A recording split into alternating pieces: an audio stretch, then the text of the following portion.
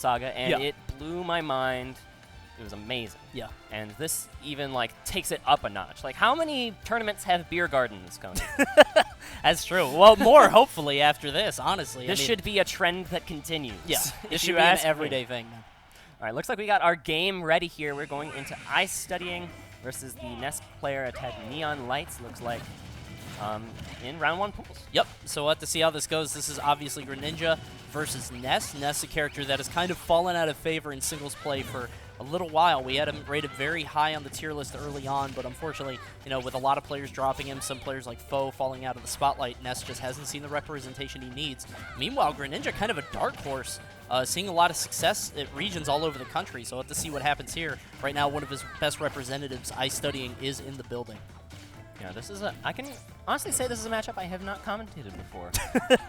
It's not especially common. You know, with 58 characters in the game, of course, you have to, there's so many matchups and so many permutations of each of them. I'm very curious to see how this plays out. It looks like, you know, NeonLytes has got a little bit of a start here, but good DI is going to be saving iStudying from that back throw KO. Yeah, that was very close. Good stuff there. And there's that up air, so NeonLytes with a pretty commanding lead to start. I mean, he's got, you know, kind of half of a stock left, but this is where things can kind of be tricky. iStudying has to be careful. Whenever he's got NeonLytes off on the side, he has to make the most possible out of that offstage conversion. Even if it's not necessarily a kill, gimping Ness can't always be as easy as it seems. He needs to get a ton of % off on it. And right now, he hasn't been touched since coming back. This is exactly like you were saying. It's like he was hearing you. Like, you just got to keep Ness trapped at the ledge. Ness doesn't have really great ledge get-up options. Yeah. He's kind of slow when he's cornered like that, and iStudying is playing this kind of like an FGC game, just using corner pressure effortlessly almost, just trapping Ness here. Now it really looks like he's slowed this game down. Yeah, and it looks like he's kind of judging what NeonLytes' response is to a lot of things. He was just kind of throwing out forward airs in his face. He knew he was going to shield it, but seeing what NeonLytes was going to do about it, and NeonLytes just consistently trying to shield grab. I think that might be setting up for something in the future. If he goes for, you know, kind of a forward air and NeonLytes goes for a shield grab, he can just run up and do whatever he wants. So you got to wonder if that's, you know, some level of high-level conditioning. We'll have to see. But right now, iStudying still at a bit of a deficit. We'll have to see how this goes. Able to find the stock with that down tilt forward air conversion off the left side of Smashville. And now, again, looks like this corner pressure's on. This is just effortlessly using stage control to your advantage. There's that up air from Greninja. Always looks like it's going to kill, but never actually does. Like, that move is always so intimidating, but I guess the knockback is so incredibly low. Never actually kills, even if you're in the bubble. And right now, like you were saying, I mean, he's right there on the side, tried to catch him with that down tilt off the stage, but right now, NeonLytes on the ropes. He's not able to make anything happen. He can't even get back on the stage. He's got a lot of rage to his credit, though, and so, like you were saying, NeonLytes is kind of looking for those grabs a lot. If iStudying doesn't play perfectly around grab, you know, a back throw could happen on the ledge, and you know, you never want to get back thrown on the ledges, and it doesn't matter how close you are to that 100% mark. It's so funny because, like, that always happens with Ness. Like, you always know that's the one thing you should avoid, and somehow you just keep falling into it with Ness with his back right there at the ledge. He gets his hands on you. And right now, he's going to have to use this up B. There is the game. Yeah.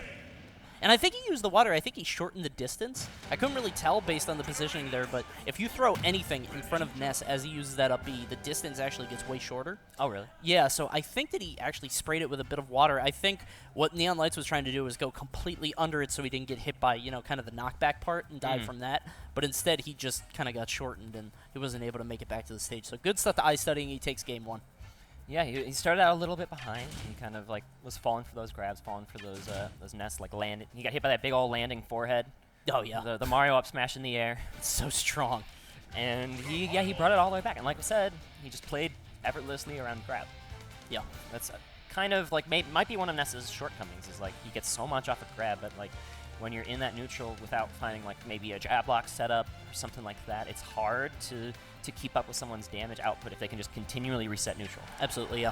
Especially for a character like Greninja who was consistently like, he was playing anti-grab so effortlessly. It's not like he had to change up his playstyle too much. He just did short hop fair, just kept slapping his shield, and NeonLytes really had no answer for that. Yeah, he uses aerial mobility to just retreat with that short hop fair. Yeah. And it's hard for Ness. He's like a little kid. Look at him. He just tries to dash forward and little doesn't get stubby anything. arms. Yeah. So right now, Town and City, the pick for Game 2. My guess is that he's trying to optimize, you know, his up air. Ness's up air, one of his best kill options, one of his sneakiest. That joint comes out super quick in the air. So I have to imagine he's going for something like that. Meanwhile, iStudying I don't think is going to suffer too much from this stage pick. Oh yeah, iStudying does have some vertical kill options. It can lead to up smash out of a couple of confirms. Oh, okay, there is another Hydro Pump KO coming up for iStudying. A quick stock. Yeah, that's one of those things that, I mean, that's kind of the win condition for Ness. Like, do not get hit by that, unfortunately.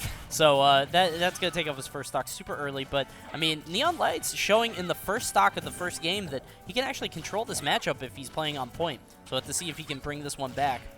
Yeah, the adjustment will have to be made, of course. Looks like he was looking for a couple of those baseball bats, which is a pretty high reward option if he could find it. Sure. iStudying was able to dodge them. Right now there's the Thunder, a little bit of damage.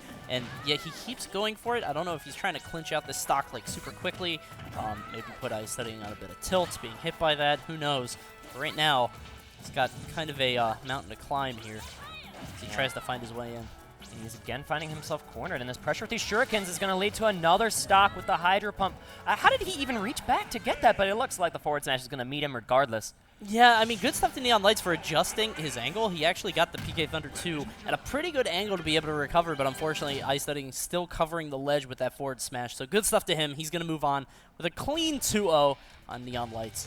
Due to the way that like he was knocked back with the Hydro Pump, I think that was the only angle he could reach. Like, if he, in an ideal world, he could have like sweet spotted the ledge with it. But if you were able to sweet spot the ledge after being Hydro Pumped away and you're and with your PK Thunder 2 so far down, you would just be amazing, and I would have to like salute you on stream. But unfortunately, that's going to be him dropping to the lower bracket here at 2DG Civil War. You're seeing this is where all the pool plays happen in here.